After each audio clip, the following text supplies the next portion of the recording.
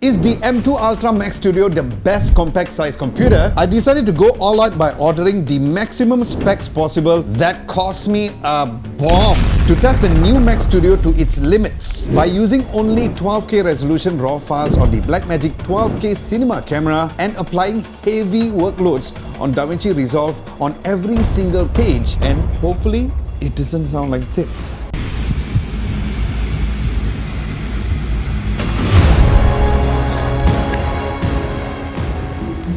So why DaVinci Resolve instead of Final Cut Pro, which I'm very used to? Firstly, Resolve has long been the industry standard for blockbuster films, and secondly, I wanted to also challenge the general idea that Apple only excels on its own software. And since DaVinci Resolve is also available on Windows, it offers a very compelling reason for non-Mac users to switch to the Mac. But at this point of time, I'm not a pro at DaVinci Resolve yet, so I decided to get a real pro to do this test instead.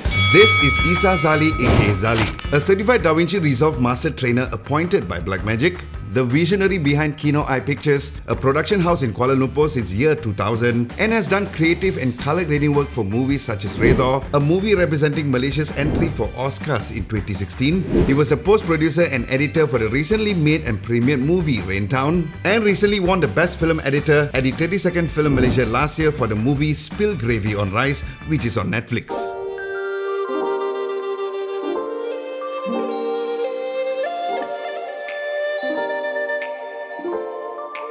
For this test, we're going to do on 12K footages on Blackmagic RAW to see whether we can actually push the limits of the machine, to see whether we can get as close to real-time playback as possible. So we have two 12K clips. So let's try put a third one. So we have a third one. Let's bring in third clips. So now let's bring in your low light clip as a third clip, right? So let's stretch that. Before that, the one which in the studio, how much of a crop did you do again? Oh yeah, this is about 2% crop, which is about 200%, so twice the size. 200% crop? Yes. And it's still super sharp? It's still sharp. So if you look, look at that. So if I were to do full screen, see, this is and this is full 200% crop, right? Still good, looking good in a 4K timeline. Details are still there. And it's still playing back at 30 frames per second. It's 30 in single frame. Yep. There you go. Green. So when you see green, means it's good, right? When you see red, it starts to drop frame. That means the playback rate is suffering, right? Now the third one coming in, right? This is 12. I'm going to crop this again also. Okay. Right. Now, not just that, but let's do something else. We're gonna slightly rotate because usually rotation takes a lot of calculation. In the days it does. in the days of editing other software, right? The moment I make a rotation, it starts to stutter, right? And if it's just static, right? So this is something also can be tested. So, but now you see three clips are on top of each other, 3 streams of 12K in a 4K timeline. It's playing back real time, right? So this is quite amazing for that. For this, this is amazing, right? I mean, this is the max that probably you go, unless there's a 12K TV, which I don't know that's anytime soon. Let's try putting effects. Now let's see for this shot. I mean, this is a handheld shot, so usually as much as possible you're gonna stabilize the shot, right? Yeah. So stabilization will take time, and this is about a 25-second shot, right? So it's 25 seconds, and I'm going to use stabilization here. I'm going to set to translation and hit the stabilize button. Now that is too fast for me to read. It's like 500 frames per second calculated, and then let's see how much. So yeah, that's smoother. Okay, let's set more smoother strength, and maybe the cropping ratio, set it a little bit higher, and let's try to stabilize again. That's too fast, right? So now you can see from before, this is a better stabilized shot compared to before. So this is before, and it's after. I'm not even stopping playback. I can do the comparison. So this is quite amazing because usually you have to stop, just to compare. But now, while the stabilization is done, I can just turn on and off, compare before and after in real time. So, and while the stabilization is on, I'm going to turn on track 2 and track 3. and we still have real-time playback. So it's quite amazing. Yeah, it's still always at green. Yes, it's always at green with one shot stabilized. Maybe we try all 3 stabilized. Okay, that's 1, 2 shot, and then 3 shot stabilized. So all 3 layers have stabilization in there, and yeah, we still have real-time playback. So technically, that's pretty much amazing. Yeah. Now, before we put into effects, Yeah. let's have a very quick chat about 12K. Yes. Earlier we had some chat behind the scenes about why should anyone use something like this? Yes. Like Good. why? Yeah.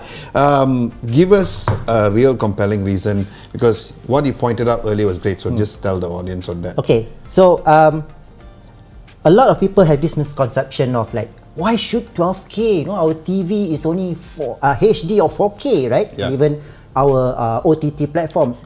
Now, to tell you the truth, in a professional environment, when we shoot, we have acquisition in terms of delivery. If our delivery is in 4K, technically, we should shoot anything bigger than 4K. Yeah. 6K, 12K, whatnot. The reason being that we have a bigger canvas. So, we have lesser technicalities in terms of getting more shots. Yeah. Because having a bigger sensor or bigger size shot, we can crop it down to smaller speed. So for instance, if I take a medium shot, I get a close-up, a medium close-up at the same shot. So of course, in respect the director of photography or cinematographer, we have to discuss this early on. Do we speed up things, or do we have full control over our creativity? Because sometimes director, I want a close-up which is different from the crop version. So every director or cinematographer will have a preference. For me, we have a bigger canvas to play. So imagine a shot that you need to do maybe a top-down shot of someone from a head to toe. No, you need a crane, right, for that. Yep. Imagine you shoot that in 12K. You just need to do a digital crop and do a pan and scan, they call it, animate. So you save probably a cost of a crane or a jeep arm. So these are the kind of things that usually we will talk about why we shoot higher resolution, right? Not necessarily bigger is better, but if you plan it well, bigger can mean a lot of cost-effective workflow. Fantastic. Yeah. Okay, let's go into the next Yeah. test then. So for the next shot, we're gonna try in the edit page, we're gonna try to apply filters, right? Filters is always the most heaviest thing if we are to do editing. So for this case, I'm gonna use a glow filter. So in the open effects, I'm going to type glow, right? And then drop a glow filter. Now this glow filter will make everything halation up. So I'm going to push the threshold or the shine threshold and make you look like you are in heaven. So white room, right? Now this is usually going to be very heavy, but let's play it back, and yes, we get real-time playback at 30 frames. One filter, one glow filter with everything, and you can even do this on the fly while it's playing back. I can actually do this. Now this is impossible for machines that are very slow, right? So you play, moment you make a change, it will stop, or even didn't have the change. But this case, now if I'm gonna play from the start, I can do the shine threshold in real time while it's playing back. So this is amazing. This is the first layer, and let's try another filter. Let's see what we can have here. Let's try a zoom blur. Okay, I'm going to try second filter on top. Now that means there's one glow and one zoom blur, and we're still having real-time playback.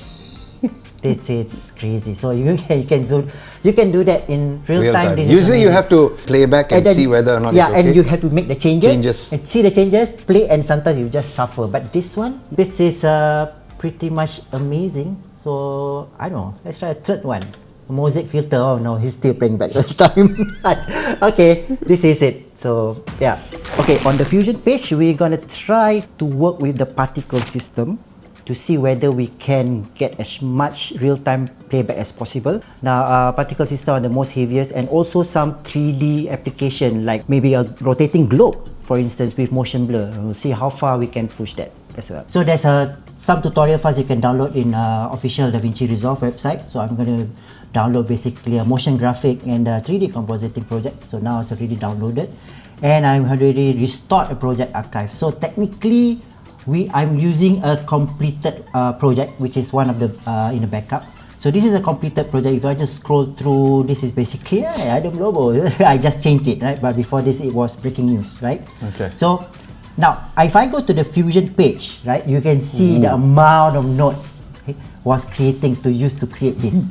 So I never personally ever tried the Fusion page. It looks like alien language. well, this is what a professional visual effects compositing will look like. It's a node based, like color grading. Okay, It's node got it. based. Okay. It's just that how a visual effect artist arrange each nodes to specifically do something. Like for instance, if I want to change the text, so I can find the text node here. You see, that's where Adam Lobo here, and then I can just type breaking news. So you can actually have access to whatever node at a specific task in a specific time. Lovely. So now in the Fusion page, usually after you create a visual effects like this, a 3D, when you start to play back, you will suffer in terms of the cache because it's 3D, right? So there's motion blur, there's filter, glow, and whatnot. You can see a lot of this in there. But the moment I press play, it's quite amazing to see that it's actually trying to play it back, but at the same time, it's going to do a RAM cache. RAM cache, Now, right. RAM cache means that it's going to keep a small file size render for you to play back and see the real time. Now, once the moment the playback ends and starts again, you can see technically within that minute, you see the real time playback with motion blur, which is amazing because motion blur is the most killer plugin or effect that you apply to something that's moving, especially to create this real motion. Motion blur is the real deal. So this is as far best, I think, for me, is if a visual effects artist see this, you will be amazed. You can see this. From the color page perspective, we're going to try to create multiple nodes, and each of these nodes will have at least a window grade, and then we have a noise reduction filter. Now this will combine and create a heavy workflow for each clip, and we see how much we can push it. First of all, I'm going to show the advantage of why you shoot Blackmagic RAW or B-RAW, right? So when you shoot a B-RAW, you have an option here, which is the camera raw option, right? Now this is whatever you shot with in camera, but just in case what they said in the technical things like your ISO level was not set correctly, sometimes you overlook. So for instance, the DP says, Ali, can we adjust the ISO later? Now this is very rare, later is, the days where you shoot, there's no such thing as later. But if you shoot Blackmagic RAW, the cinematographer has the ability to actually talk to the post supervisor or the colorist, telling them that I need to change the ISO because maybe it's better, right? So you can do that now because Blackmagic RAW has what is called as a debayering process that's done in camera, half in camera, and the other half is where DaVinci Resolve takes over. So now that's the raw part, right? So once we're done with that and you're happy, then we can start the color grade process. But here, the most important part, whatever I've done here is the setting. If I play back, technically you should get a real-time playback. Even I changed the camera raw, that's the amazing part. But if I were to make any changes, for instance, in my curves, let's say I'll just do a small little filmic curve here, just do a small little curve. I'll do an S curve for this case. Alright, now this is a simple contrast curve, and this is only a single node, right? So a single node, one curve is still real time. So okay, for this case, I'm going to loop this back. So one node. So if I have another node, usually I will have another node. Maybe I want to do a window grid, which means I'm going to focus a specific part of the subject. So for instance, here I'm going to focus on you or the center part, and maybe make everything else around it darker. So now I'm going to bring down the luminance or the background so that I focus more on you. The power. Yeah, the power window. We call it the power window. Yeah. So now the power window is actually focusing on you. If I'm going to turn off this, and I'm going to play this back now. 2 nodes is still real time. This is quite amazing already. This is technically like 2 or 3 nodes color grade or color correction, which is amazing, right? So things like this, and power windows are the key to great color grading because you can actually create what is called like artificial lighting that is probably not there, right? You can create a window here, and then maybe another window maybe somewhere here, so you can actually kill and add lights as yes, they are not there, right? So you can go crazy with this, but of course you don't want to kill the cinematographer actual look, right? Doing this sometimes kills the creativity of the cameraman or the cinematographer, so you have to respect. Now the best thing is here, a lot of time when we're shooting low light, for instance this low light, there's only two options and there's always problems with grains, noise, right? Because we shot it with RAW, there's two options here. We can actually go into the clip setting and see whether we can change the ISO to make sure that the noise goes away, right?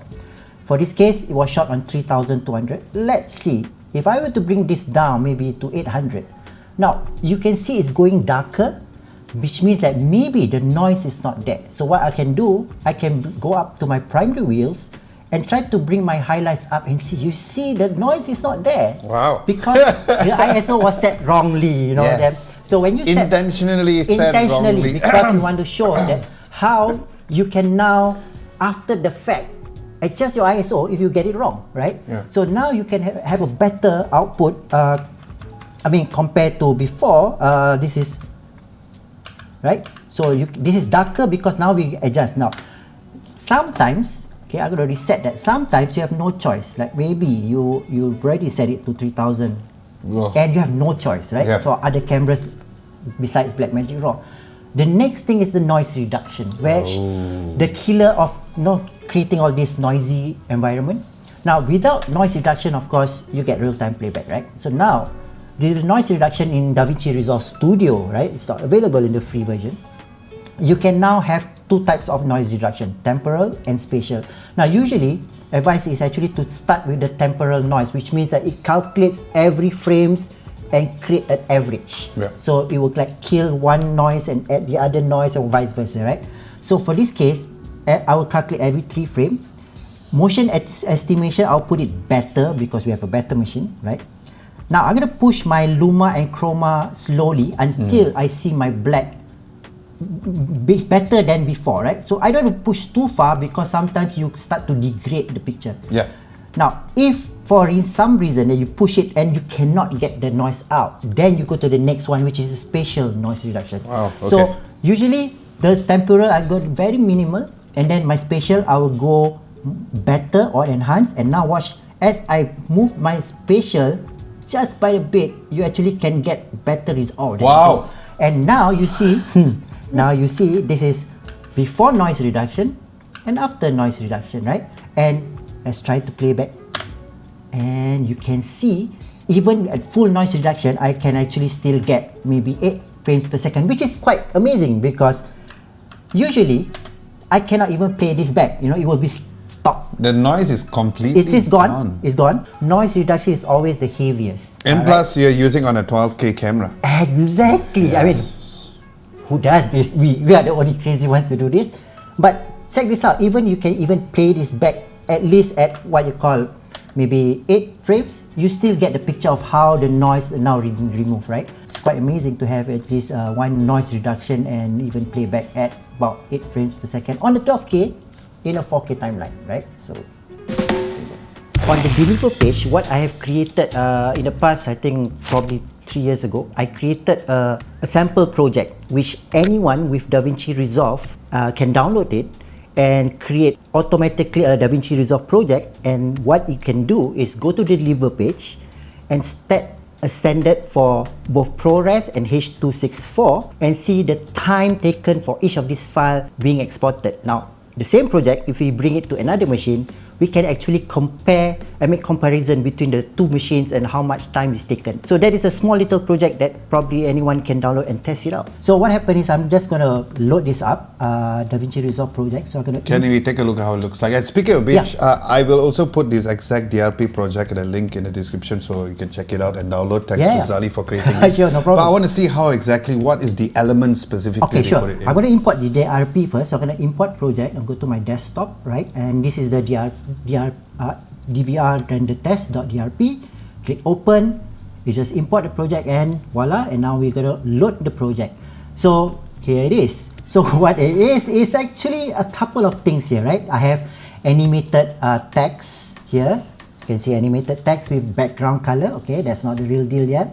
You have animated grids. Now this is technically, if I play this back, okay, this is a great machine, right? I can play it back in real time. You can see the grid is actually downsizing to very minimal, and I have rotation, film grains. You know, This is based on 24 frames per second. it is, yeah, timeline. and it's a 4K timeline. So when you open it up, you don't have to change anything. Just leave it as it is, because you can experiment, can open it up and check it out. And okay, this is some filters, like, oh, this is like very Psychedelic. psychedelic. And this is the cool part, because Fusion. Oh, yes. Now Fusion 3D titles are heavy, right? And what I did is I created lens flare. I created light rays Oh, like yeah, this, look at right? that. And this is real-time playback, and this is quite amazing. And you can see all this.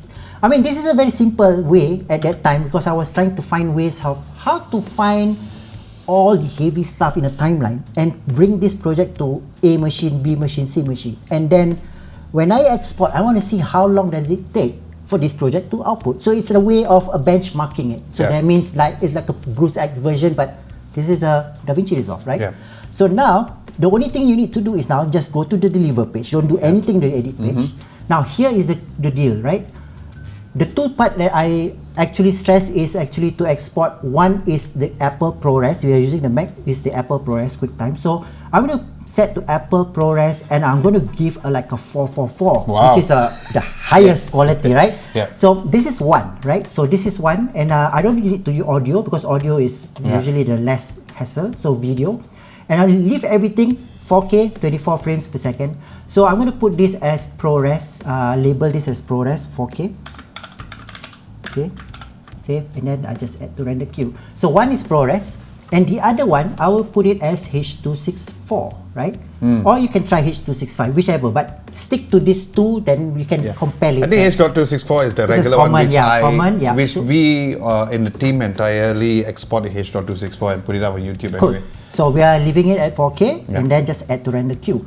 So now we have the two export. Oh, sorry, before that, make sure I change to H.264 4K here. 264, okay, and then 4K, and then add to render queue. But When before we render. render, Yeah. why not we put a test to another machine, maybe a MacBook, and hit the render time together and see what output time will be. That's a very good point, because I was about to test to see how well it does with this machine and also my M2 Max MacBook Why Pro, not? since that is my current machine. So I've had it down here, I've Oh, hid it cool. from you. Yo. Okay, so I have the M2 Max MacBook Pro, and I'm going to compare a render test within the M2 Ultra Mac Studio and also this MacBook Pro. So here goes nothing.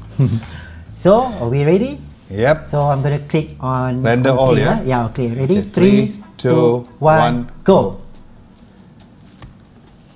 Oh, you can see.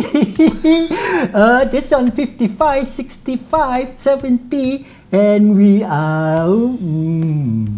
This is on the first file, right? The first Which file is is already done. Yeah, my first file is done for the Mac Studio, and now going for the second file. And you are not even finished the first file. Yep, you can see that. You can see that. And I'm almost there. Almost there. And it's It's done. Yes. And you can see that's the time that we need. Now we can Yeah. compare later after that. And it's So- not even the first one. The first job is just only completed. Still decent, to be honest, Yeah, yeah. but you know, in terms of the speed, you can see how fast that works on. So you can see them. Now there's a specific, when somebody asks, I said the only way to do this is you test. So this is my settings. I said Lovely. I can do this for ProRes, it takes 20 seconds. For the 4K H.6, so I say 18 seconds. And you can see here for the MacBook it takes 42 seconds, and we're still waiting for H.264. That way, there's a benchmark test for me. I mean, this is a very simple but yet effective, because it's the same project, Yeah. untouched. No special effects, and you can see it's both done. You can So compare you can the time. see that this was based on 42 seconds, that is 20, 20 seconds, so seconds, that's half. the time for That's ProRes 4K. half. And then for H.264 on the M2 Max MacBook Pro, it's on 37 seconds compared to the Mac 18 Studio, seconds. which is 18 seconds. So Yeah. crazy. Alright, so that is the conclusion of the test done. Special thanks to Zali for being part of this video, and yes, this does indeed prove the capabilities of the new Mac Studio. So if you ever wondered what the Mac Studio can do and who is it for, this video answers that for you. And if you're a Windows user who's thinking about making a switch, that, my friend, is a resounding yes.